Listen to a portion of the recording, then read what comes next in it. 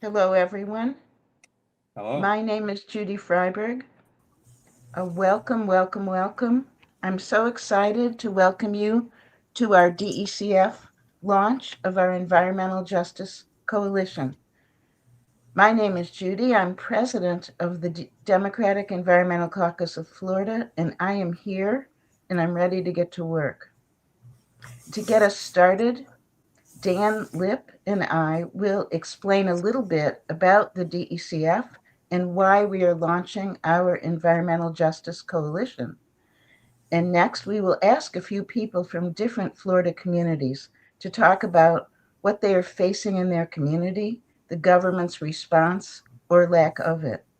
And after that, some of our candidates who support this coalition will discuss how, if elected, they will be able to address the issues that so many of our communities are facing. So let me start by explaining a little about the Democratic Environmental Caucus of Florida. We are a caucus under the umbrella of the Florida Democratic Party, we call the FDP. All of our members are volunteers, no one is paid.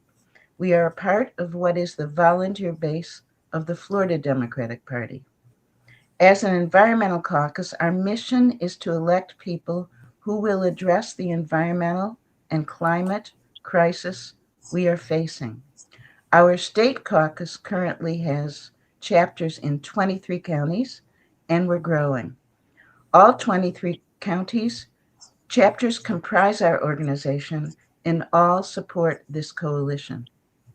I am a retired lawyer. My career and my personal mission has always been to ensure access to the courts and to justice to everyone, regardless of income.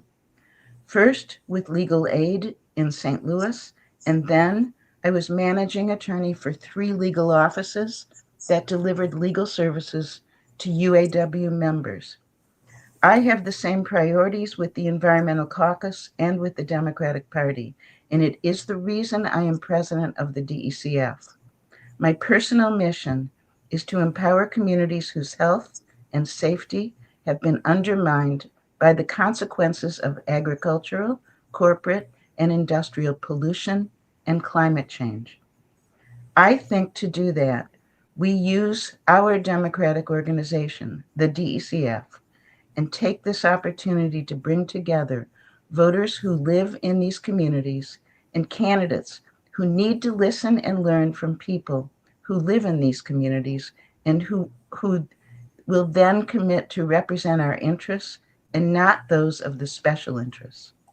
This is not a one-off. This event is not a one-off. To make the kind of progress we need to make, we must come together and work so that we make gains every year, every election, until all levels of government represent our interests. And remember, many hands make light work. You'll hear about that later. Now I would like to introduce Dan Lip, active with immigration rights in Latino and Muslim communities. Dan? Thanks, Judy. I'm Dan Lip, like she said. I'm an attorney and active member of the Jacksonville Immigrant Rights Alliance, or JIRA as we call it. We work to protect the interests of immigrants in our city. Our goal is to stop law enforcement from helping ICE, period. My personal focus is to empower the Jacksonville Latino and Muslim communities who are experiencing the consequences of pollution and climate change here, most of all. My parents instilled in me the golden rule since I could walk. So for me, these at-risk communities have always been a priority. I look to this coalition to connect those communities that I care about with candidates who can commit to listen and to learn from us how industrial and toxic waste, pollution, and climate disasters have impacted all of our communities.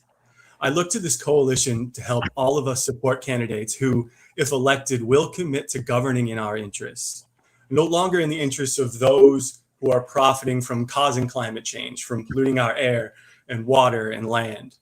Your struggle is my struggle. That is why I'm investing my time into this launch, into building this coalition. I went to law school at 30 years old to help those who did not have the means to help themselves. It is my dream to one day become a public defender or work with the unions the way that Judy has. This coalition shares that calling to help those who need it most, as well as those who are busy building this nation. That is why I volunteer. The DECF is a Democratic Party volunteer organization. We know that too many Democrats who hold office do not now govern in our interests. If enough of us work together, I think we can change that so that the Democratic Party base once again includes and represents low and moderate income Americans in all Florida communities, including and especially environmental justice communities. Now I'm going to kick it back to Judy, who's going to set up the first panel. Judy? Thank you. We will have two panels. The first are leaders in several Florida communities who are part of our new coalition. The second will be people running for office who can talk about, if elected, how they represent the issues raised by folks in our environmental justice communities. So the first person up is Dr. Leroy Polite from Jacksonville in Duval County. Dr. Polite?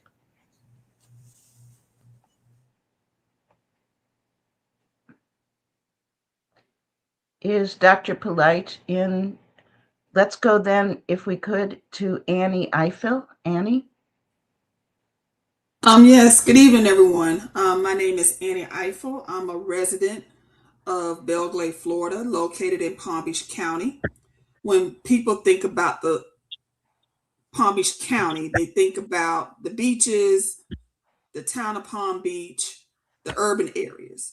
But from the town of Palm Beach, 45 miles west, it transitioned from urban to rural.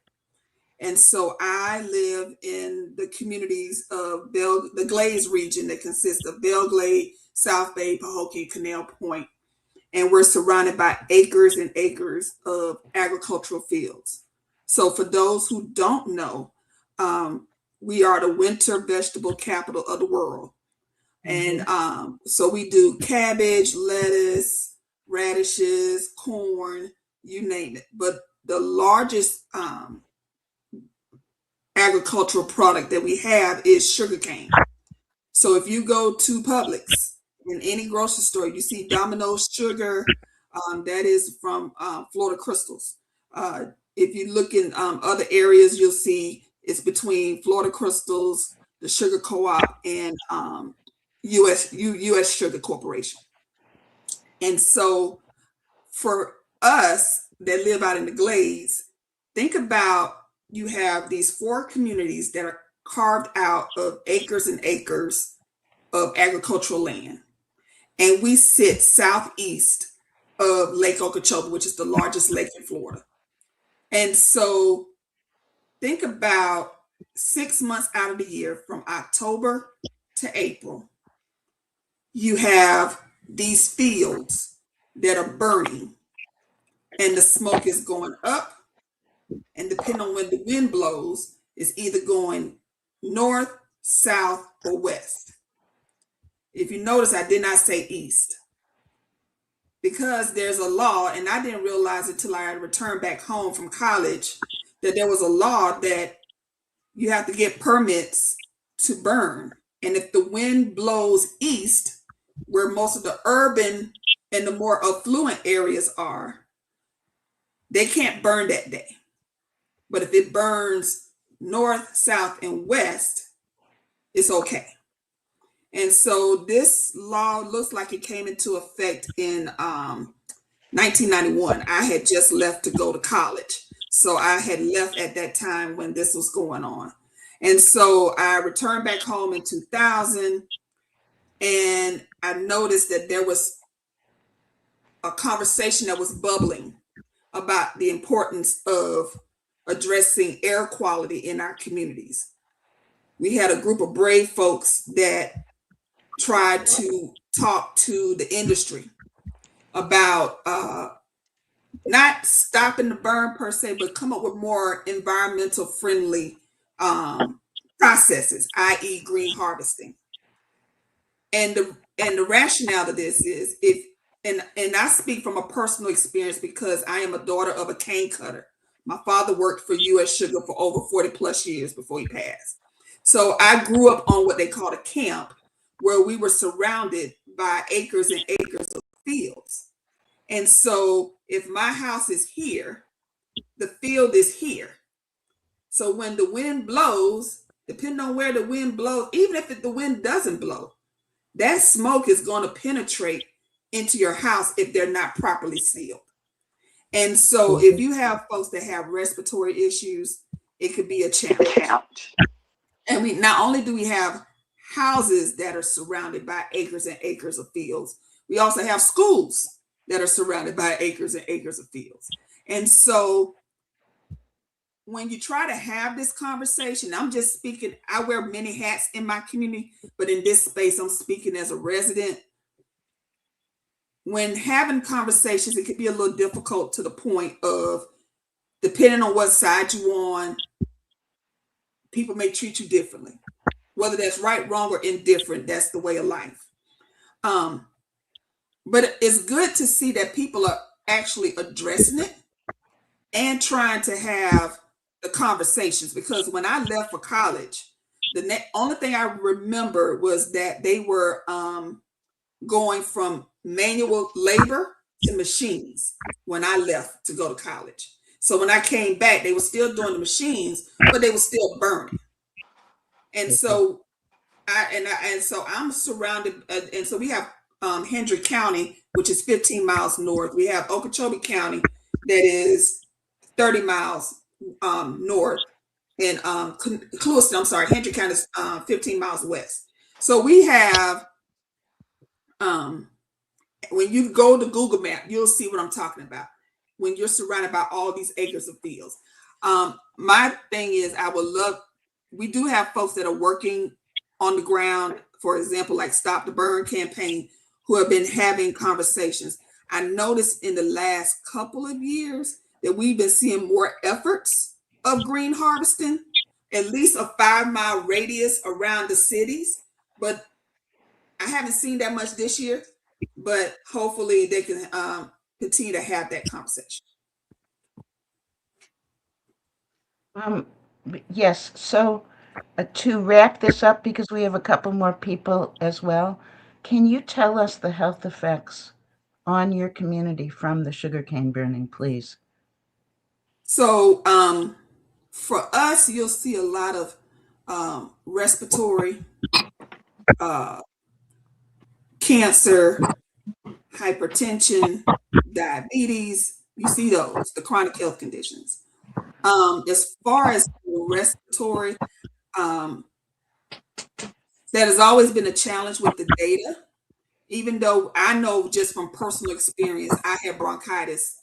And when I used to be outside a lot, I had to monitor my activity outside because it would affect me with my respiratory. I used to have an inhaler for years, and I kind of grew out of that. But being back home, I haven't had to be on an inhaler per se, but I'm more conscious of when to go outside. So yeah. So there's probably data that you could probably get from the health department of folks that may have respiratory, but as far as a direct connection between respiratory and sugarcane burning, I'm not sure. I'm not an expert on that. I know I've been doing some, I know I've been doing some work with folks from Florida Atlantic University, and they've been putting monitors outside of homes to check the air quality outside their homes. So they're doing some research now in our communities. Okay, thank you. Thank you very much. And what I'm going to do now, we have I'm going to interrupt the order a little bit because we have JJR, who's a candidate for Attorney General, and he's campaigning all over the state um, to get some name recognition. He's the only Democrat running for Attorney General. That position is going to be absolutely critical to help us enforce regulations to resolve some of the issues in your communities. But JJR has to go on to other campaign events. So I'm going to ask that he come in. Is he in the room now? Hi, can you all hear me? Hi. Oh, Yeah. yes. Okay. So I'm going to ask that he come in and speak for a little while about his ability to help resolve some of these issues in our communities, the communities that are getting flooded, that who are underrepresented, where no resiliency is going to help those communities, and communities that are getting toxic waste dumped on them, which we will hear from sort of after JJR finishes speaking. So thank you so much for coming in, and the floor is yours. Thank you so much. I'm honored to be with you all. Judy, about how much time do I have? I don't want to abuse because I know you have a lot of things on the I agenda. thought that if you talked for maybe 10 minutes or Okay, just talked about your candidacy, and sure. then maybe some of the panel here might have some questions for you. Um, Good. I know you have to leave Yes. at 4:30. Is that correct? Yes. Yeah. Yeah. Okay. So thank you very much. I appreciate it. So it's an honor to be with you all. Thank you for supporting my public service in the past. Thank you for being a partner when I was in the legislature.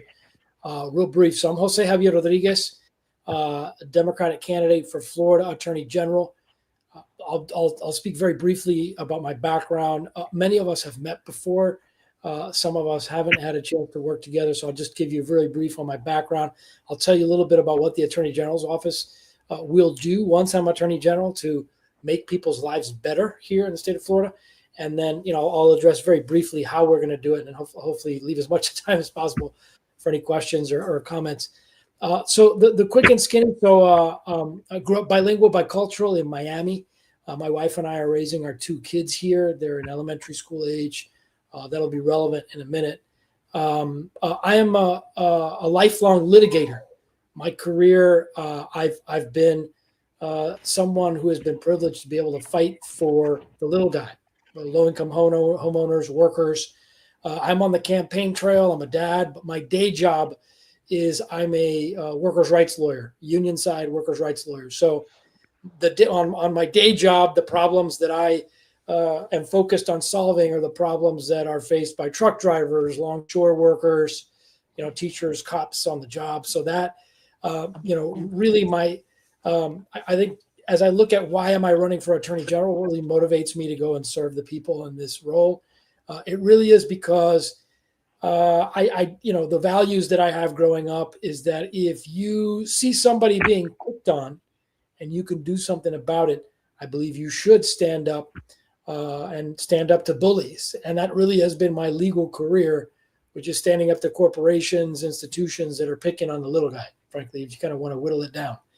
And that's the same spirit that I took with me to the legislature. I served in the state house and the state senate. In both cases, it was a red to blue seat. So I was preceded by a Republican, took out a Republican dynasty in both cases. Happened to be the same dynasty twice. They're two brothers, but the style of service was similar, right? Not just my values and my family, but also the fact that being a workers advocate, being an advocate for working families, was really central to my service. So whether it was students, whether it was seniors or anybody being frankly taken advantage of, and I think my background is I'm Catholic, and I know that in many religions, those who are converts are sometimes the most fervent defenders of the faith. And when it comes to climate action, that really describes me. I did not campaign on climate action or really any environmental subjects, but when I arrived in the legislature and I realized the stakes, I started learning, I started seeing what was going on. And I started seeing how the special interests just got whatever they wanted in Tallahassee. And then also, becoming a dad and just realizing, the only times I ever teared up in public when I was serving in the legislature was when I was talking about our children's future and the fact that, every day we sit and do nothing about environmental justice or climate, we are making our children's lives that much more difficult. We are making the world more dangerous. We're making it more difficult for our future generations. And so I became Probably y'all can feel free to dispute me on this, but I became probably the climate champion in the legislature. Just as an example, I wore big rubber rain boots during the entirety of legislative work for 3 years, trying to build a coalition around a series of climate-related proposals. We were successful. I did pass a climate bill, the first piece of legislation that directly affects climate, talks about climate change, and addresses the impacts of climate change. It is not the bill that I would have wanted to pass. We built a coalition around it. It was pragmatic that we passed that one. I will tell you the bill that I would have loved to pass if we could have. My priority bill was a bill that would have been an annual threat assessment with the Florida Department of Health on climate's impacts. And we know that, for me, the environmental justice standpoint, looking at the health impacts of climate is really, for me, was the most compelling. If you all are familiar with the ghost candidate scandal in 2020, during my reelection, Republican operatives, turned out funded by Florida Power and Light, ran a corrupt scheme to confuse voters. I lost. They ran a candidate and put money behind him as a fake independent, Alex Rodriguez. There were 250,000 votes. I lost by 32. And so that's a whole issue in and of itself. But part of the reason why I'm mentioning that story is that after it happened, a friend of mine reached out and sort of a little bit of dark humor. And he sort of asked me, who do you think funded it? Do you think it was Big Sugar or FPL? And it was a relevant question because during my service in the legislature, I had incurred the wrath of both of them, because of, the advocacy I was a part of, for clean water and for climate action in particular, but also standing up for FPL's forced customers. Obviously, it turned out that it was Florida Power and Light, but the CEO of Florida Power and Light at the time greenlit the funding of that operation with a famous email, now famous email, where he says, "Make JJR's life a living hell." JJR added again, and in that particular instance, it was a bill related to solar energy that I had filed that they did not like. After I served in the legislature, I had an opportunity to serve President Biden as Assistant Secretary of Labor, running nation's workforce programs. I could talk a lot about that work, but one aspect of it was that the Biden administration had a very strong commitment to clean energy. And so the workforce part of that transformation was a big part of what we worked on. So real quick, I talked about who I am. I'll try to very briefly talk about what the Office of Attorney General will do for the people. So on the campaign trail, I talk about crime, costs, and corruption. We're going to tackle crime by focusing on public safety and not the political theater the Attorney General's office has been used for. I'm going to talk, and I talk a lot about costs and corruption.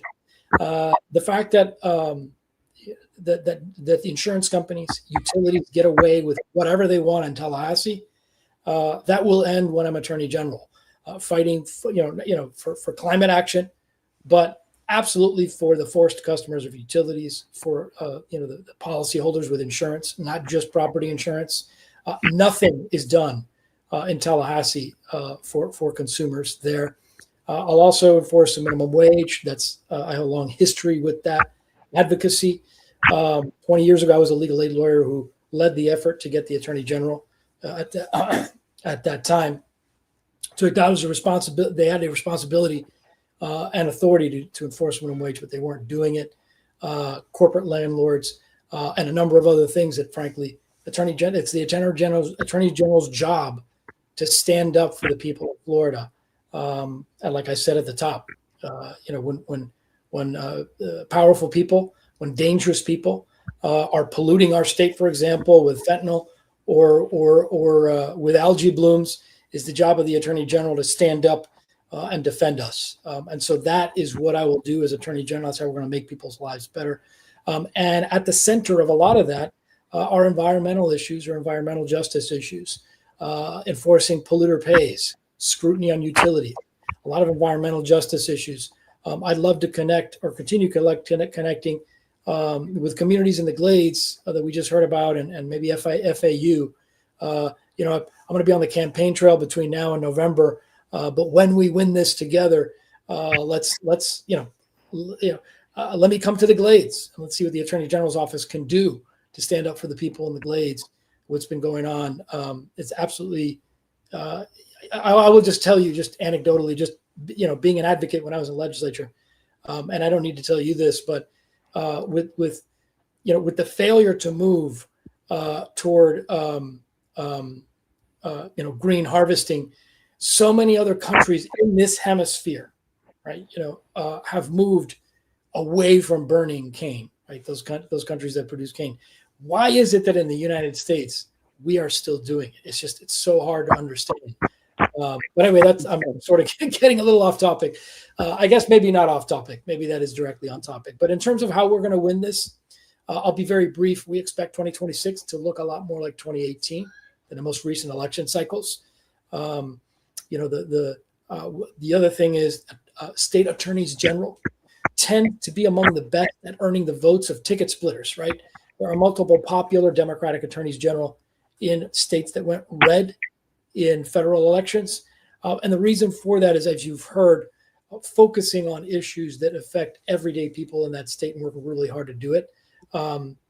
Again, we can reach independents and moderate Republicans with that kind of message. Crime, cost, corruption, that is not an agenda that is partisan.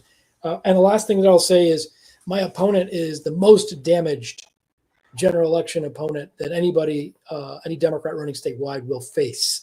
The horrendous, cruel, and wasteful project of Alligator Alcatraz, for example, is his doing. I was out there, I believe, with some of you all very early on with Betty Osceola when they announced Alligator Alcatraz, speaking about not just the abuses of power, but how incredibly irresponsible the project is. The current Attorney General has been held in contempt of court. He's at the center of the Hope, Florida scandal in Tallahassee, and it seems like every week he's coming out with something to embarrass himself or show us just how dangerous it would be to give him 4 years, another 4 years, I guess, as Attorney General. James Uthmeyer is his name. So a real critical part of this is support from folks like you. We're building a statewide operation, working really hard. Had a great time in Duval, was just in Clearwater and Tampa. We were in Sarasota, Orlando. Of course, I'm in South Florida, so Broward and Miami-Dade, we're working it. So anyway, just asking for your support. JJR.vote is the website. Sorry I've talked so long, but I'm eager to hear any questions that you might have. Thank you so much. I'm going to start with a question. We have several people who haven't presented yet from communities where there's been toxic waste dumped on their properties from industries. And some of the people that really can't come in today are so sick because of it, who live in those communities. They're just not able to come in and tell us about it. What specifically can an attorney general do when you hit on two issues? Number one, if you have a community of houses that were built on land that has been dumped on, and which is one reason those residents are getting sick, or communities that are next to industries that are continuing to dump on them. What can an attorney general do? Number one, is it possible to expect the bad guys to clean that up in using state law? Is it possible to stop them from dumping? That's my question to you. It is not easy, as you know. I mean, my experience is as on the front. I mean, those are civil actions, and I have worked on those types of actions. I have worked on them in Florida. It is not easy. It takes a long time. The Attorney General's office is not just a civil litigant. The Attorney General's office speaks on behalf of the people, has broad common law authority to do so. And it, whether it takes, whatever it takes, you have a commitment that as Attorney General, that would absolutely be a priority, to stand for those communities. Thank But you. I am Are there, familiar with those legal actions, but that would be a priority. So, like I said, going to hit the campaign trail real hard. But after the election result in November, absolutely would love to visit and strategize. If that makes sense. I mean, I'd love I to visit think with you before then. I didn't mean that. I just mean I in understand. specifics I before think you do that what we want to do with this coalition, I'll let people know, and if any of the people on this panel have questions, go ahead. But we will, this is not a one-off, as I explained before. We will have other events, both online and in person, with voters, so that we can talk more about how you can come through, what you can do as Attorney General, to help these communities. Do you have time for one more question if anybody on our panel has one? Yes, I do. Okay. Uh, does anyone have a question? Yes. Okay, go ahead. I would have a question with your agenda does mark out for corruption and definitely corporate corruption. What would be your three prime objectives moving to the seat or the arena of our representatives as the state attorney? So, as Attorney General, I mentioned crime, costs, and corruption. Those would be the things. I mean, I could talk a little bit more about the first because I didn't really address it very much. But the Attorney General has a very important role with public safety, providing support on a number of fronts. And so, for example, one of the things that we see from Democratic attorneys general, even if they're serving with a Republican legislature, is an emphasis on, for example, providing support for unsolved homicides or sexual assault hits where there's a backlog, providing support with emerging threats for our kids, like online AI, tackling the opioid epidemic, for example. There's a lot of support, a big role the Attorney General plays. But here in Florida, really what the Attorney General's office is used for, and correct me if I'm wrong, if you've seen the Attorney General do anything other than just go around the state and pick on people and do kind of social issue press conferences, it's really very embarrassing. So that's, I mentioned crime, cost, and corruption. On the cost and corruption, that's where I'm talking about bringing relief to Floridians. When we talk about, insurance, we talk about utilities, we talk about corporate landlords, enforcing the state minimum wage. Those would be some of the core things that we would focus on. And when it comes to corruption, there I think is probably one of the areas where most interfaces with some of what we're talking about here is because developers, polluters, they often cannot get their way locally. And so what do? They go up to Tallahassee and they get what they want. That happens repeatedly. I mean, we're talking about in Central Florida, for example. The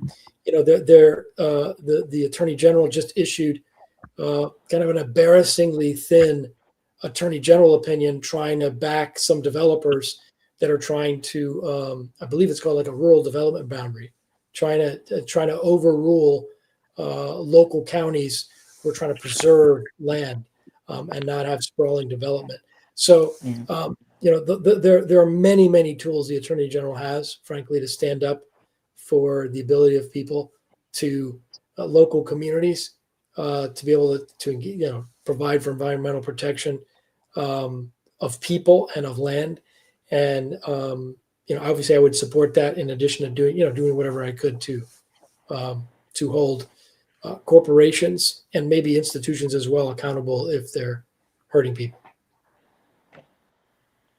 Well, thank you. Thank you so much for, I know you're busy on the campaign trail, and I know it was took a little bit for you to take this time with us. We really, really appreciate it. And you will hear from us again. Thank you very much. I hope so. Take care, everybody. Happy holidays if I don't speak with you. Thank you. Thank you very Um, much.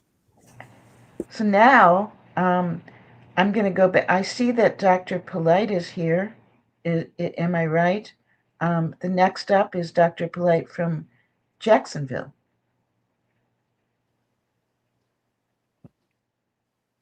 Dr. Polite, I see you on the screen. Can you hear me? Okay, he does seem to be frozen. So if we can get him unfrozen, hopefully. Let's go on then.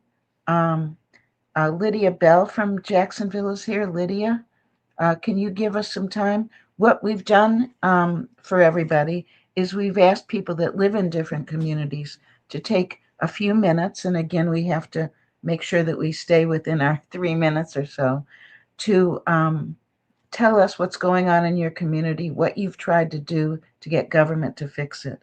So, Lydia, you're up.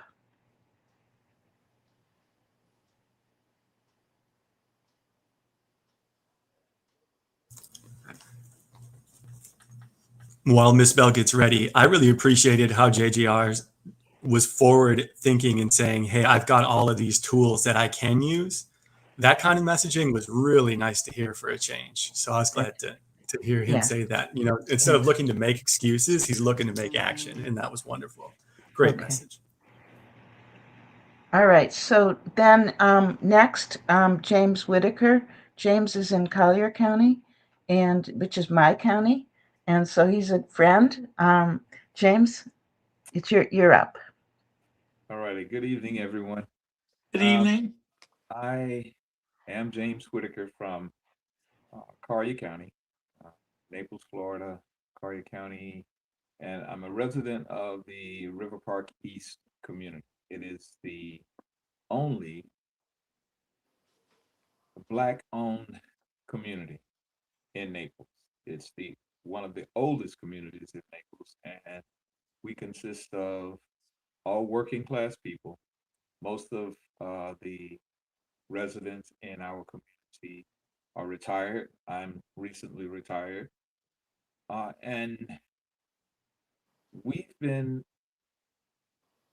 let's just say, ignored by the city of Naples for some time.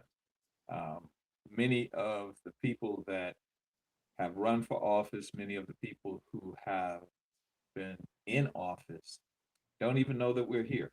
A lot of the residents of Naples don't know that this community is here. And they're shocked when they find out we are the only community that is actually on water because we have canals that run out into the Gordon River, which also channels into the bay. For some time now, I would say approximately 30 years that I've been here in River Park East, we've never flooded. So when Ian was out there deciding what he was going to do, none of us feared being flooded or having any water because we never had any water in our yards, uh, not to even speak of in our homes. Well, we all stayed, which was a mistake because Ian put 3 to 4 feet of water in 72 of the 76 homes in our community. The other 4 were all built, I would say, probably in the around 2015, somewhere in there. So they were built at a level where they didn't have to worry about water. Everybody else, our elevation may have been 3 feet, if that. So we Mr. all, Whitaker, yes, Mr. Whitaker, are yes. you able to speak a little louder? Yeah, Okay. How about that? that's fine. Thank you. Oh, that means I have to get closer because for some reason I can't turn the volume up on this thing. I But gotcha. Okay, so we flooded in our community. We went to city council and talked with them about why we had not received any of the CRA monies um, to help us with our infrastructure. Because for at least 3 decades, if not longer, they had not spent any money from the CRA, which is a fund that has been put together, or should I say, in its inception, it was supposed to be used for areas that may be blighted or have the potential to become blighted. Well, with the flooding, of course, we became blighted, but there was no funding for us because they were busy building parking garages. So we formed a HOA, of which I am the president. I went down and I spoke to them. Now, not all of our council people are in the pockets of developers. As a matter of fact, very few of them, well, I can't say very few. We have some good council people, and you'll hear from one of them later on in the second forum. But all we got was excuses. So now we're in the process of trying to vote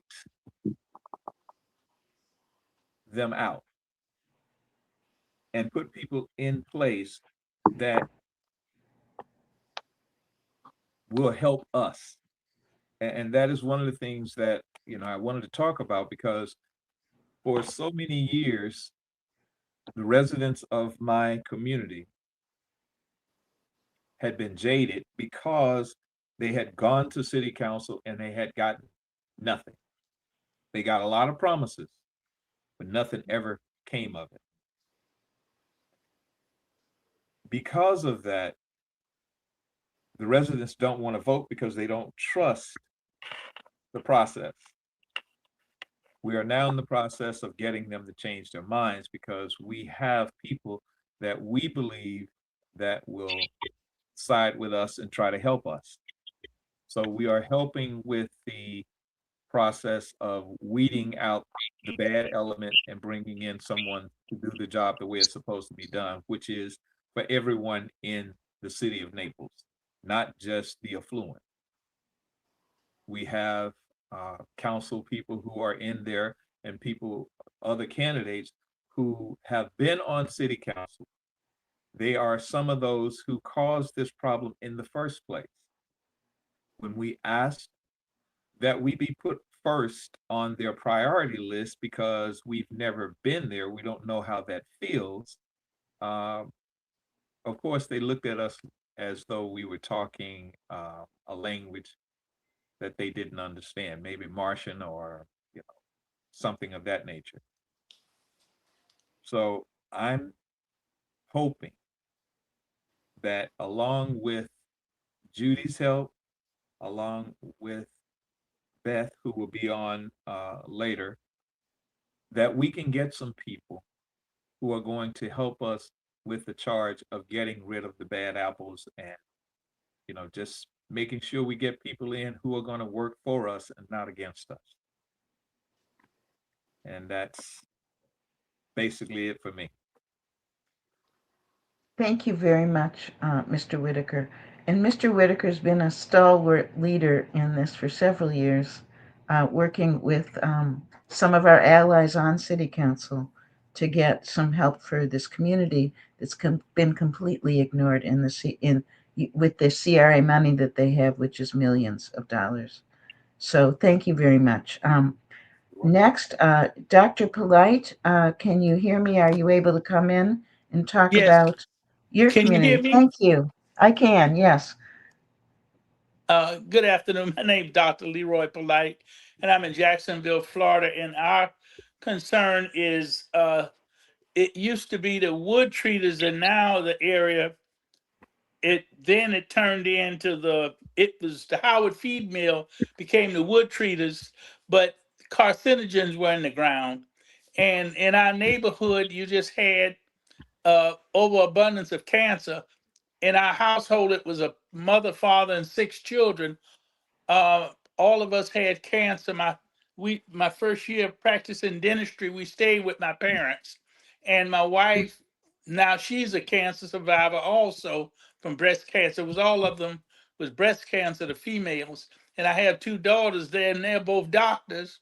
But that doesn't mean anything that they're immune from, contracting cancer. There's another young lady that grew up 2 doors from me. We grew up together and went to college and had known one another. She's more articulate and knows a little more about this than I do. Her name is Gwendolyn Wilson Smith. But our neighborhood is just cancer is just rampant. And I think it's the EPA came in and removed the soil.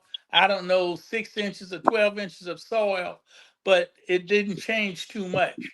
And my mother grew vegetables. That's what's the sad part. My mother grew vegetables that we ate in out of the backyard, and it's the same thing with Gwen's family. They had chickens and animals, and they had a real big yard, and they had cancer in their household, and it just we're working on that through a coalition that's working together in Jacksonville. But right now, nothing too much has been done except they dug up the topsoil, but it did nothing too much beyond that. That's Thank about you. where I am. And that was the EPA that came in and Yes, attempted to remedy it, but really didn't. They just sort of dug around the edges, essentially. pretty much yes. And Yeah. they closed two schools that have been there for I know 70 plus years. They opened one somewhere around 1971. I said it wrong, 1951. But they closed, and then R.B. Daniels and Susie Talbot, both schools are closed because they are right there on the grounds with all that contamination. Hmm. Thank thank you so much, Dr. Polite. You're more than welcome. I'm going to need to excuse myself. It's something my wife and I have to get done at 5 o'clock. All right, thank you Thank, very much. thank you. Bye bye now. Bye bye. We next up is Lydia Bell. I believe did come back in. Can Yes, you? Lydia's yes, from Jacksonville, also. yes. I came back. Good Okay. evening, good people. Thank you all for taking the time to be a part of this very important event. My name is Lydia Bell. I'm president of Metro Gardens Neighborhood Association in Brentwood, and Brentwood 300. We are facing a variety of misjustices and miscarriages of injustice, environmental problems. We first heard about the morgue when we were the morgue and forensic lab. It is a 300 body morgue and forensic lab that is built in our community, 3 feet from our homes, 32 feet from KIPP School, and we knew nothing about it. Not one planning hearing. Um, we found out when we were picketing the children in the neighborhood back in April of 2023 told us about a liquor store that was being built 32 feet from KIPP Elementary School. When we inquired about it, we found out that there were no notice, no planning hearing. We got no notification. So when we started fighting against the liquor store in April, that's when someone say, "Well, they're bringing the morgue over here." What morgue? How could where? It By May of 2023, they were building the morgue. We knew nothing about that.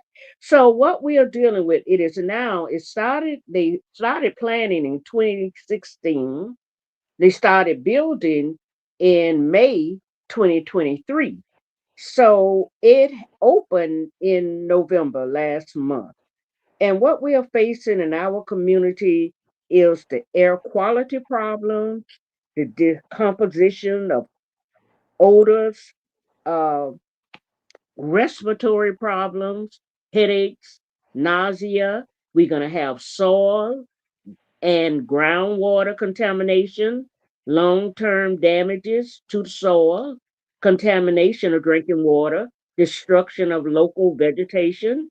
We got problems with waste management, public health hazards, pollution, increase of vermin populations, noise and light pollution, sleep disruption, stress, and psychological and property value effects, community dissatisfied, lawsuit, decline in neighborhood desirability. And in short, this is from OSHA and CDC reports.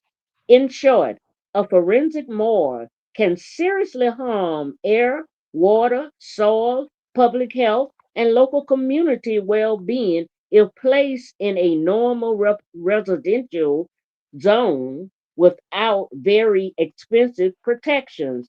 And even then, many impacts like stigma are unavoidable. So we're dealing with this. We're not stopping. The facility is there. It's a 300 body morgue that would house bodies from four other counties and all of Duval. They also have a forensic lab where they say people will be able to come from all over the world to study for their forensic license. The problem with that is that you have all these diseases that's out here. They currently have an outbreak of measles. Do we need people coming from all over the world next to a school, next to our homes? It is the epitome of disrespect, redlining, all of these problems that I read. We pointed out to them when we found out that they were building this morgue in our neighborhood. We found out that Jacksonville can now label themselves as the most blatant racist city in all the world.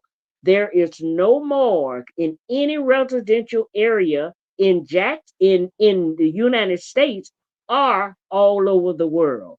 You don't put a morgue, a deadly. This is a 50,000 square feet industrial facility with four huge vents that will be releasing poison into our homes, into our schools, into our bodies. So we're still fighting this. We want a Brentwood Skill Center, not a Brentwood Kill Center. We're having a shame opening ceremony this next Saturday, December the 20th, high noon, because we learned from our opposition is that to see a change, you have to be a change. And everyone in the city of Jacksonville and any support that we could get, we still want this deadly facility removed from our neighborhood. Death does not belong in our neighborhood, and we're going to continue to fight. And we ask for your support. Thank you. Thank you so much, and thank you for your dedication on this issue. Um, Mm. all the comments, it reminds me the importance of the 2026 and 2028 elections, to get money back into our these regulatory agencies and then get people who will regulate. Um, so thank you so much. Next Thank up, you. I'd like to see if Ariel Flo, are you here now? Are you with us? Can you hear me? We can, yes. Okay. Well, let me begin by kind of piggybacking on what Dr. Polite was, some of the things that he spoke about when he was making reference to the wood treater situation. I live about 10 blocks away from where he was brought up. I also worked for wood treaters. No one has attended any more funerals than I have when it comes down to people in the community and funerals uh, for the workers. Uh, Dr. Michelle Roberts, let me bring her name into this. Dr. Michelle Roberts is a individual that was and might still be the co-chair for the Environmental Justice Health Alliance for chemical policy reform. She's out of Washington, D.C. I met her several years ago when I spoke at an environmental protection seminar here.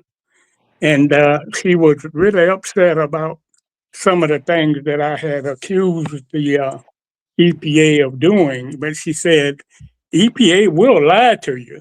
So she says, you mentioned one thing that I was particularly concerned about. Dr. Blight kind of touched on this.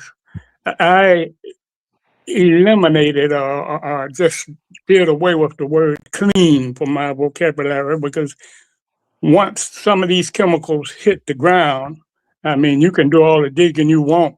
I mean, at some point, it's going to return. Scientists have already shown that.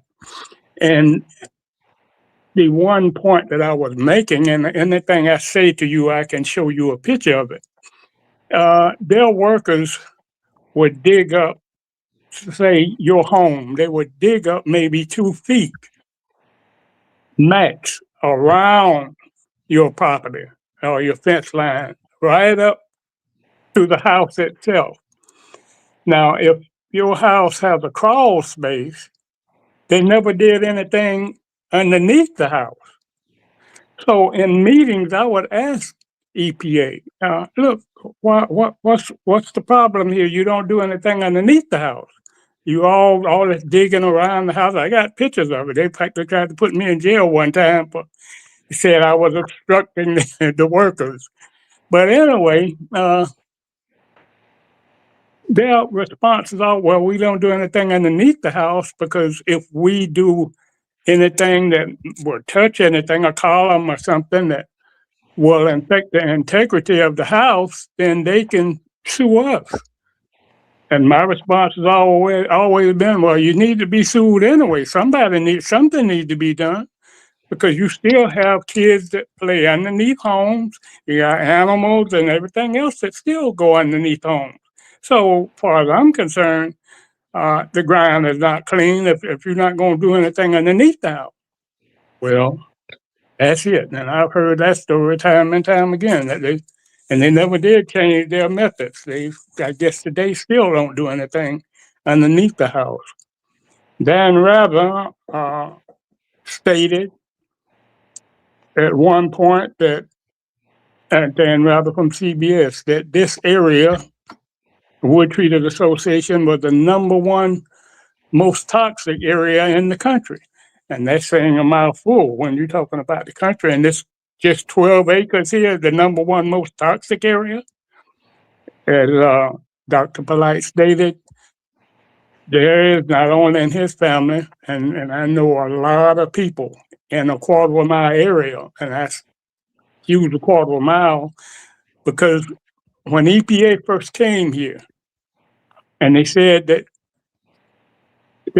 all these problems were airborne, they used that diameter. They said a quarter of a mile.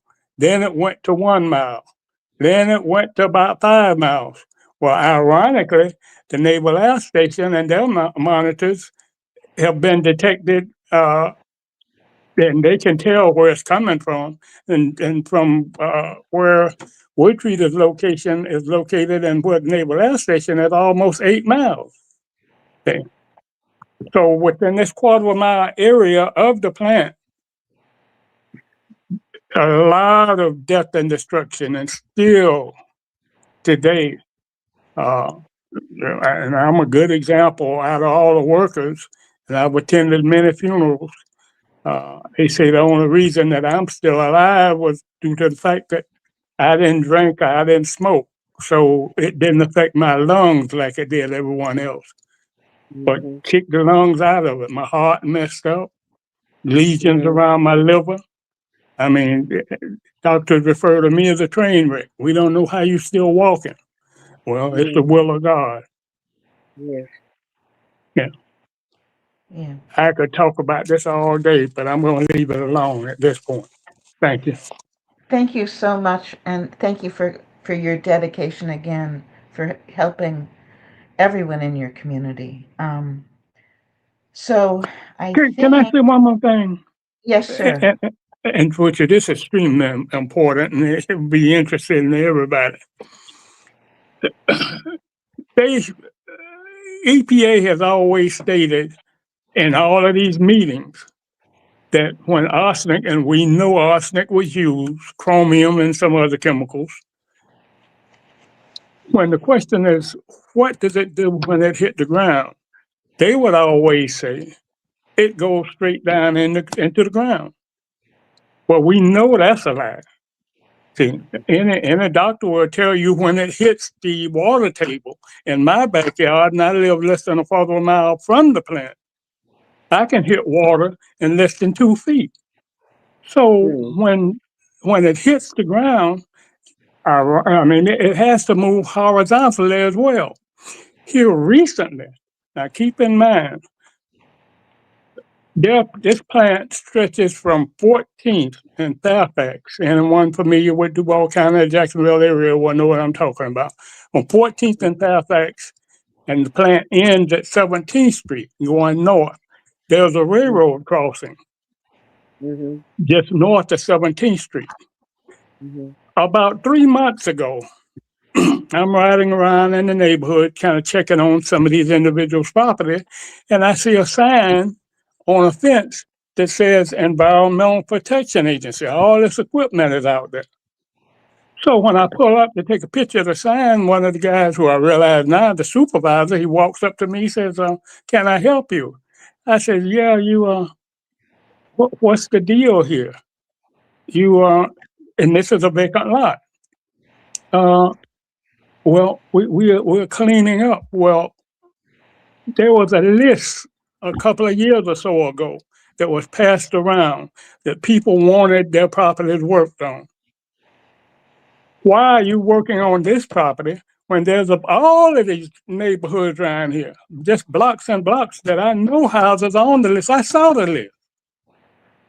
And you working on this property. How many more are you working on? He points back to the east. He says, "Well, one more down there." So I went down and another vacant lot. So I go back. I said, "Well, we got a problem here. How soon are you supposed to start working on that lot down there?" Thank you. That's the sign right there. But that sign happens to be on Wood Treater's property. Ironically, keep in mind, I just said, they say that arsenic doesn't move once it hits the ground. The sign that I am showing you a picture of is 2 blocks north of where this sign is that you're looking at now. So, I mean, that goes back to what Dr. Michelle Roberts said, that they will lie to you. And that's a good example. When I call, now this sign here doesn't show the 2 phone numbers that are on the sign that's on 20th Street. There are 2 phone numbers, one for Tallahassee EPA, one for Atlanta EPA. I called Tallahassee. Tallahassee doesn't even know who environment who Wood Treaters in Jacksonville is. So when I explained to her, she said, "Well, tell me something about it." I said, "Well, how long you got?" And when I finished talking to the lady, she was crying.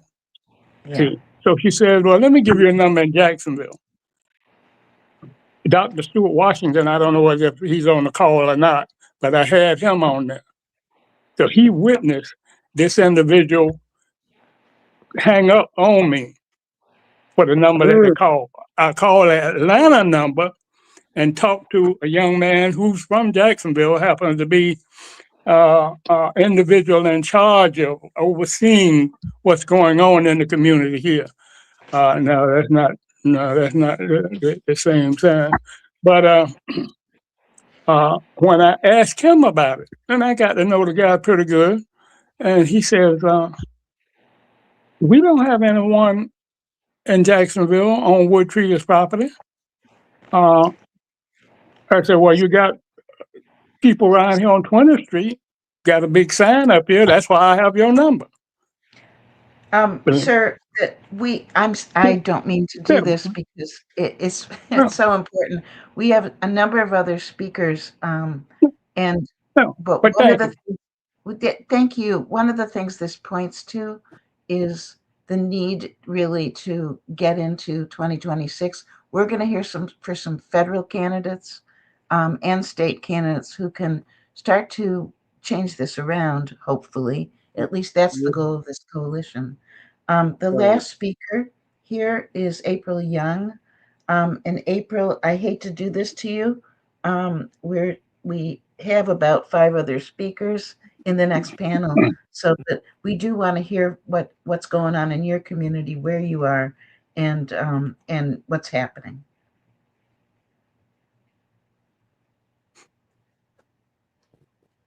April, can you hear?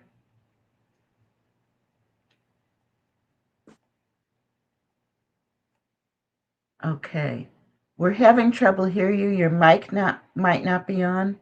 I think what I'm going to do is jump to the next panel and ask that those folks, Kim, if you can let those folks into the room. What's going to happen now is because we've heard so much going on in these communities, and this is only the tip of the iceberg, obviously, we're going to turn to our candidates. I know it seems like this is a Jacksonville event, and in fact, it is the leadership in Jacksonville that has pulled together this first event for us. We will be holding events all over Florida and highlighting candidates where you all live, and hopefully bring into this coalition all of the communities. So more on that later, how we want to do that. One of the Jacksonville leaders in this panel is Therese Gamble. And I want to highlight this because Therese has been an absolute dynamo in organizing the Duval County DECF chapter and this coalition. She's running to serve you in the state legislature. We also heard from JJR. Now we're going to hear from candidates running for the U.S. House, for the state legislatures, and then a candidate in a local city council. So first, let's start with the House candidates. Rachel Grage and LJ Holloway. So Rachel, the floor is yours. And we can't hear you. So is your mic not turned on? Oh yeah, I did have my mic muted. Hi everyone. Hi. Thanks so much for having me. I am battling lingering laryngitis and bronchitis, so I apologize if my voice comes and goes, and hopefully I don't get a coughing spurt. But I'm running for Congress in Florida's CD5, and that is the southeastern quadrant, roughly, of Jacksonville and the northern 2/3 of St. Johns County. And you've just heard some incredible personal stories from people living with toxic dumping, cancer, corruption, inequitable construction, air quality concerns, constant flooding, sugarcane burning, and somehow these things just never seem to get addressed. And we all know who winds up carrying the weight of this: working families, low-income neighborhoods, rural communities, and Black and brown neighborhoods disproportionately that have been overlooked for way too long. And these problems aren't hypothetical. A lot of them get worse because of political choices about where money goes and who gets protected. So I'll give you an example that really surprised me. In 2023, Florida turned down nearly $350 million in federal clean energy money, funds that were supposed to help families lower energy bills, make homes more efficient, and cut down on pollution. Every other state took the money. This is kind of like how the DeSantis administration didn't want to take federal Medicaid dollars. And our current representative, John Rutherford, as far as I can tell, said nothing while families here suffer the consequences. And we just really can't afford that kind of leadership anymore. And before I get into solutions, I wanted to share a little bit about why this particular work means so much to me. My father spent his whole career with the New York State Department of Environmental Conservation, and he now works with FEMA into his late 70s, just helping communities recover after disasters. So I grew up understanding what good stewardship looks like and what happens when governments drop the ball. And for my part, I served as president of my 3,500 unit and corporate park community association. And there I saw how hard regular people have to fight sometimes just to get basic environmental protections enforced. I watched corporations try to cut corners, ignore the rules, and push projects that would damage wetlands, anything to save a buck. And it taught me exactly how important watchdogs and advocates like us really are. Also, as a Catholic, I come to this with the belief that caring for creation is our moral responsibility. We're supposed to protect the vulnerable and our children's futures and not leave them to deal with pollution and climate impacts on their own long after we're gone. And with the Trump administration rolling back, did someone say something? Oh, and with the Trump administration rolling back environmental protection and enforcement, the urgency is even greater. And that's why Congress has to step up, because communities cannot continue to wait for federal leadership that may not come from the top. So here's what I would try to do in Congress, and I'm going to try to keep it as straightforward as possible. First, I want to go after federal dollars for our communities. So money for stormwater upgrades, flood control, rural wells, cleanup efforts. This money already exists. It's already allocated. We're just not getting our share here in Northeast Florida. And when the state refuses to participate, Congress can send funds straight to cities, counties, tribes, and nonprofits, which I only kind of realized recently. It's very powerful to find that out. We don't have to wait on Tallahassee. And like I said, our current representative, where is he? Is he showing up for our community? Is he out talking to folks, figuring out what's going on? As far as I can tell, he's done none of that work. He doesn't even hold a town hall once a year. He hasn't held a town hall the entire time he's been in office since, I think, 2016. And secondly, I'll push for real enforcement. Look at the north side neighborhoods, people living right next to industrial sites that haven't updated pollution control in years. We see just asthma rates, for one thing, that reflect that. And Congress has the tools to help. Polluter pay rules, transparency requirements, hearings, funding for community air and water monitors. We need all of that. Third, we have to take the health impacts seriously. Extreme heat alerts in Jacksonville have doubled. Some neighborhoods are 8 to 10 degrees hotter because there's no tree cover, and add asthma and cancer clusters near contaminated sites. And this is a public health crisis, not just an environmental issue. And as we know, all these things eventually do also affect our state economy. We rely on tourism, and we rely on a robust economy. And without a good and healthy environment, none of that's possible. And fourth, I want to just mention that we need resilience. If you live in the beaches or Mayport, you've seen sunny day flooding, which just means water bubbling up from storm drains on days even with no rain. And in our rural areas, wells are already showing early signs of saltwater intrusion. Federal dollars for drainage, coastal protection, wetland restoration, and heat relief exist. We just need representatives who will go after them. And none of this works, and I'm going to wrap it up here, but none of this works unless the people most affected have a real say. Seminars like this, representatives who aren't afraid to get out into the community and maybe get a little bit of constructive criticism.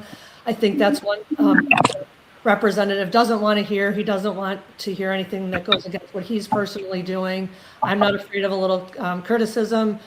And environmental justice doesn't just happen from a podium, though. It certainly doesn't happen when representatives don't show up. CD5 deserves someone who listens and stands with the neighborhoods that have carried these burdens for far too long. Environmental harm isn't random. It's the result of choices, bad ones. Rejecting funding, delaying cleanup, ignoring rules, and overlooking vulnerable communities. In Congress, I'll make different choices. To the very best of my abilities, I'll on the rules we've missed, fix what's been ignored, and finally put our hardest hit communities first. Thank you. Thank you very much.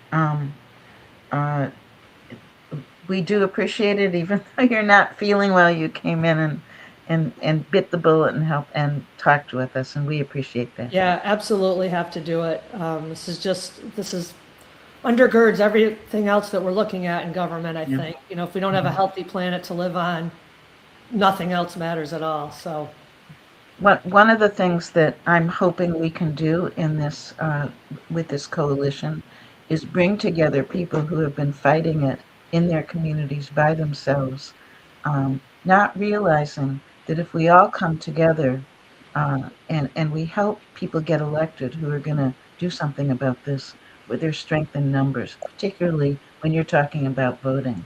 So our Absolutely. goal here is to really get a voting base going and get a bunch of volunteers who will help get out the vote for the people that we need to elect. So, Yeah. and Thank you yeah, for that. And thank you for posting my website. If you go to rachelgrage.com, there's a sign up form and you can get on our mailing list. So you'll be alerted when we have volunteer opportunities, including canvassing and listening tours. So I'll need help with those kinds of things. And just getting the word out that our representative isn't doing anything currently. And we just need a change and we need somebody in there who actually cares. So thank you. thank you. Um, our next speaker is Therese Gamble.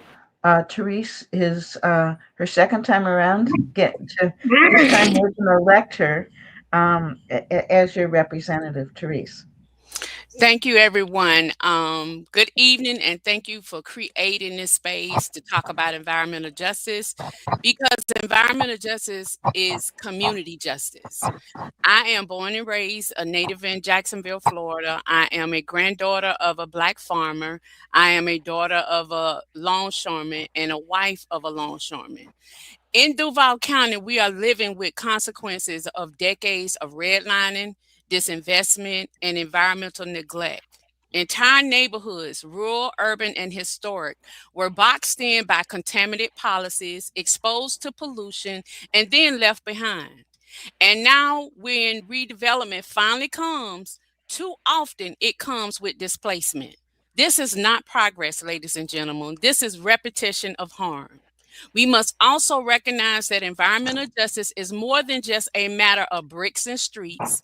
It is a public health crisis. Exposure to pollution, unsafe water, and poor housing conditions contribute directly to chronic diseases like asthma, diabetes, and heart disease. Mental health is mental health is equally affected living in neighborhoods where safety, cleanliness, and resources are lacking, create stress, anxiety, and depression.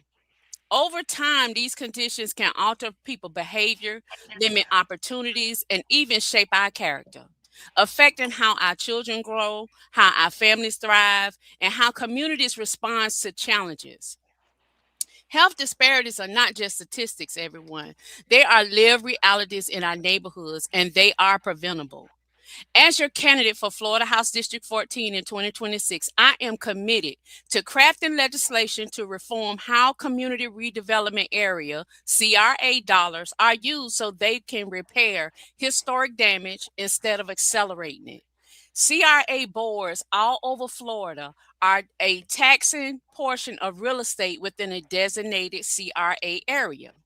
Under the Florida CRA statute, those funds are meant to go to communities at risk, becoming slums or being blighted. Too many communities create a CRA taxing district. Then they use the funds to enhance business areas and design district areas and ignore the very communities most in need of help.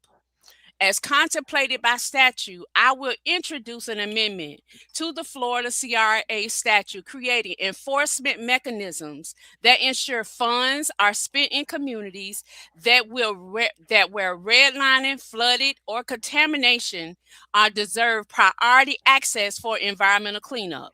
Not what we just heard what the EPA has called themselves trying to do.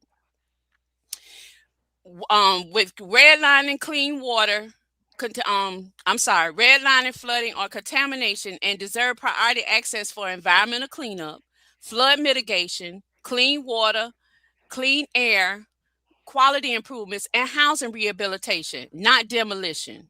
Environmental justice means safe soil, safe homes, and healthy neighborhoods that support both physical and mental well being. Redevelopment must not push people out.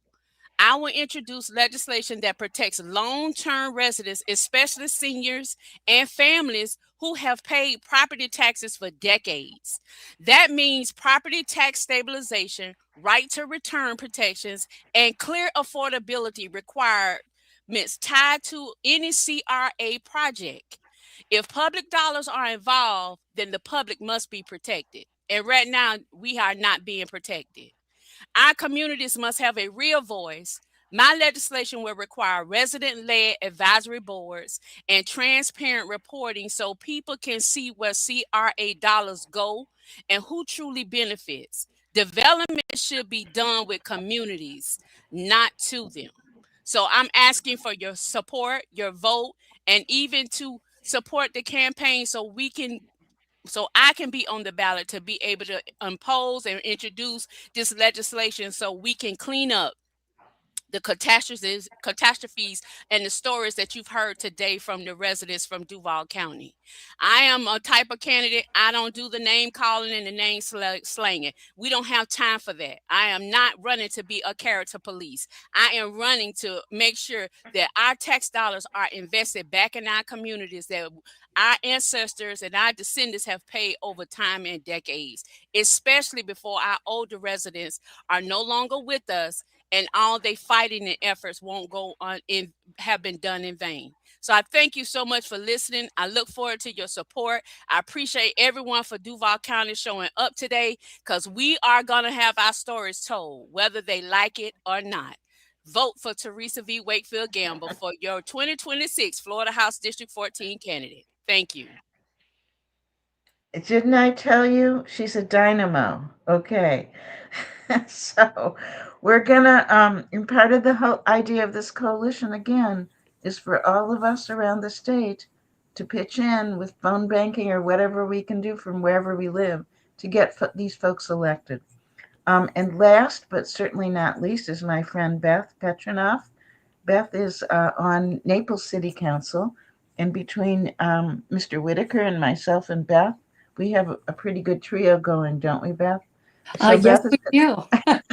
Beth is going to talk about her experiences on City Council and her views about this coalition.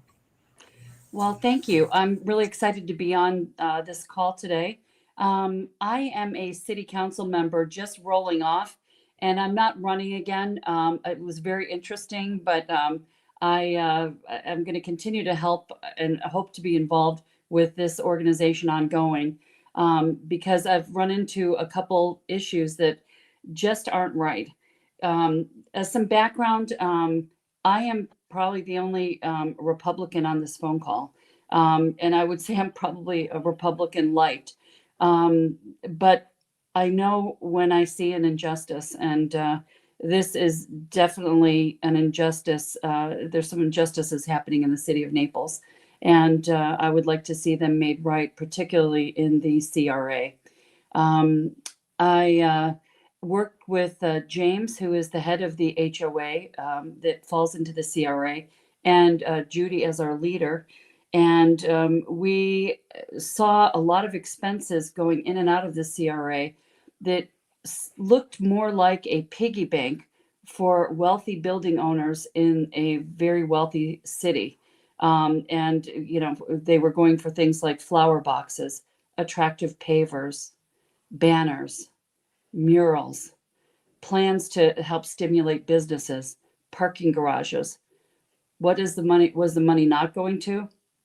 Health and safety for helping people remediate their homes and upgrade their infrastructure from the devastating effects of flooding. And that shouldn't sit right with anybody. I don't care what your party is. And that is where I got my eyes opened quite a bit. To this end, we formed Red, Blue for Green, and it's sort of a grassroots effort that is really, I think it was Judy's idea, and I've really enjoyed working with her on that. And it's red, blue, obviously, Democrats and Republicans. We put our party affiliations aside, and we hyper focus on environmental issues, the green part of it. We have a lot more Republicans in this county than we do Democrats. But we think people are enlightened enough and worried enough about the impacts of flooding and some of our pollution that we should get together and hyper focus solving these things. So to that end, we had our first candidate forum because replacing me, there are, I think, 8 candidates that are running for city council. There are 3 spots. And we asked them a series of questions regarding overdevelopment, and its impact on the environment, and flooding. And what we have a plan that we have put together for areas of the city to address it, but it comes with a hefty price tag, and we are going to need to make some choices about where we kick off projects and how we spend the money. A sub question of that was the CRA. So we are holding candidates accountable, and we're going to be calling out candidates that do not put the areas that and the areas of community that are blighted or at risk of blight and that have been flooded first, ahead of businesses, ahead of flower boxes, ahead of murals. And that is mission critical for us. So this happened just what 2 nights ago. It was very well received. We've been getting some really positive feedback on it. And what I really loved about it is we had a moderator. People can no longer, I think, we cannot let people hide behind their party affiliation to do wrong. And so to that end, our co-moderators one was Judy, Democrat caucus, environmental caucus for the state of Florida. And then we invited a friend of mine, Kathy Lewis, who is the president of the Women's Republican Club of Naples Federated. They co-moderated this, and that sent a very strong signal to the city that we don't care what party affiliation you're under. We're going to be asking you some tough, specific questions, and we're going to be holding you accountable on your votes. And to that end, we have also been looking at two things on candidates, and one is following the money. Where are their contributions coming from? And we're starting to call those out, because where the money goes is where the people where the people vote. And you can especially see that at the state level. We were one of the 25 communities that joined SB 180, that just has devastating consequences for us. And we're going to need to continue to do that. And a lot of my Republican friends were very against joining a lawsuit. So were some of the Democrats too.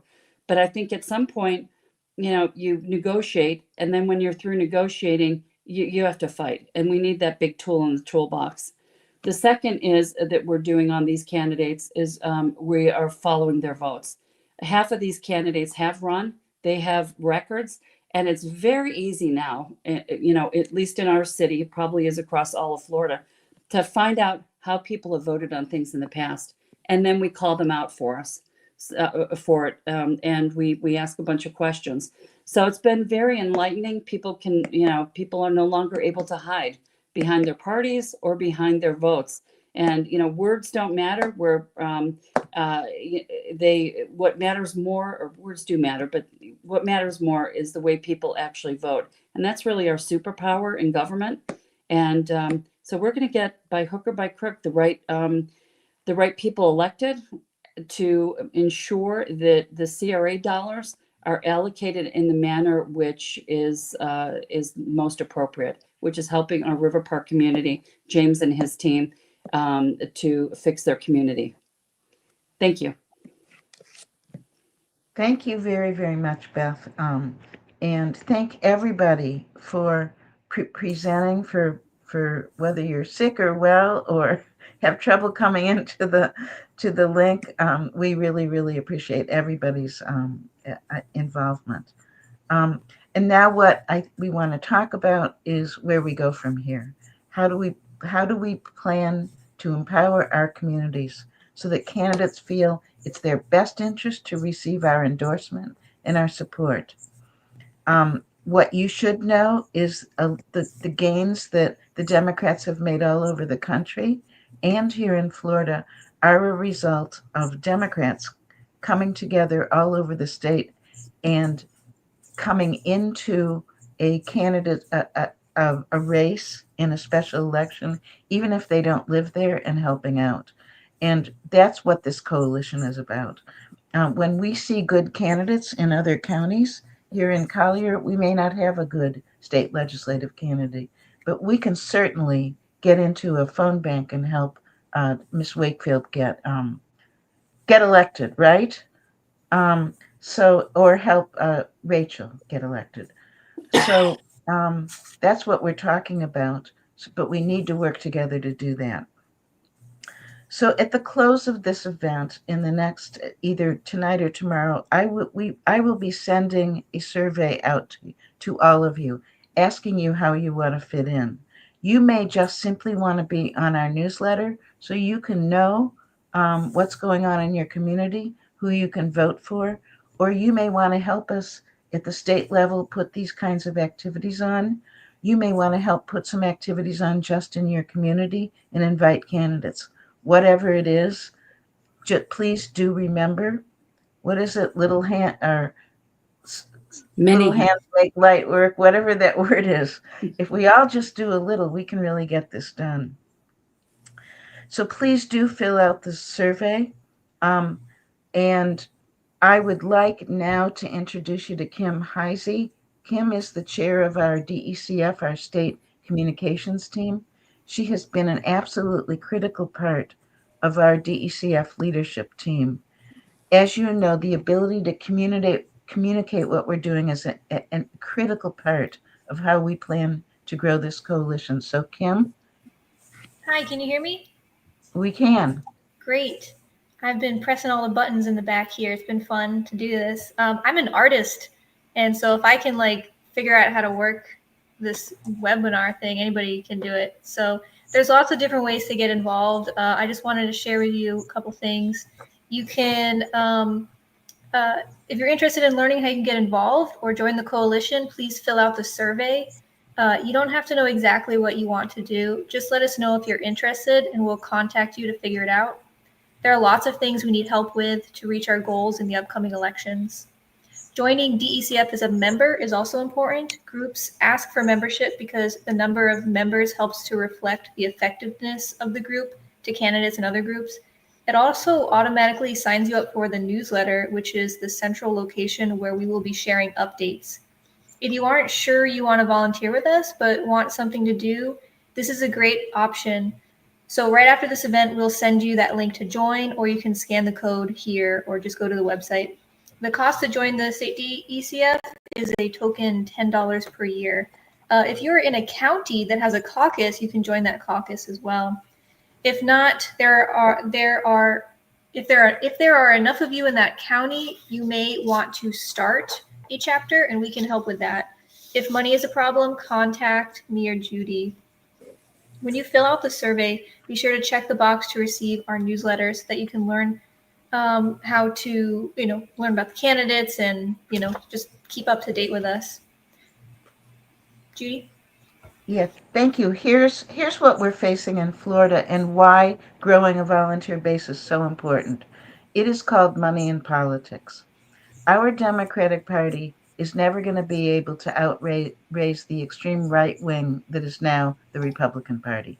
Their donors are the same ones causing toxic waste dumps, sugarcane burning, sea level rise, and climate disasters. And their donors have tons of money because of the profits that they've made from their activities. But we have the advantage of more people. The value of my volunteer time is way more powerful than all the money that I could donate to a candidate. In every 2025 election across this country and in Florida, that is the case. And that is what Mr. Whitaker, Beth Petronoff, and that we told you earlier. We have very ambitious goals with this coalition. We can reach those goals if we have enough people to help. And so very generally, here are the types of goals that we have with our activities. Determine the criteria that we want to use to determine who we can support as candidate. Our coalition here will recommend to our DECF board who to endorse the candidates we think are going to come through for us. And as soon as we can do that, we can get started helping them with our activities.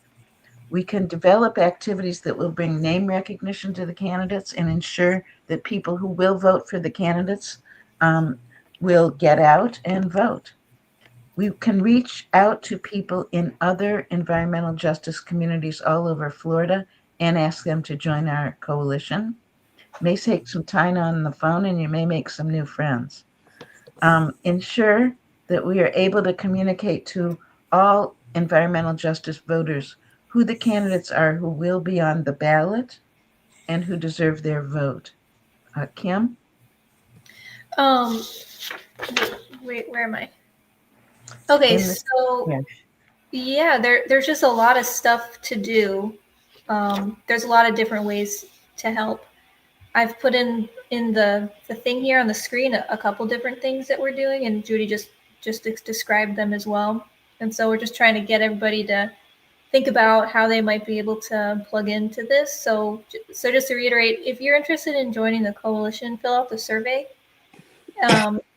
and we will get you plugged into our meetings, and find something that is, within your skill set to do with us. And there's just a lot to do, so don't think you don't have the skills.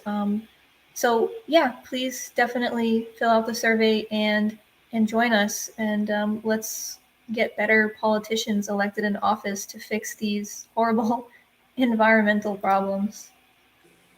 Yes, thank you. And once again, it is important that our DECF have a huge membership. The reason for that is because if you want a candidate to want to do what we want them to do, they need to see a large membership here.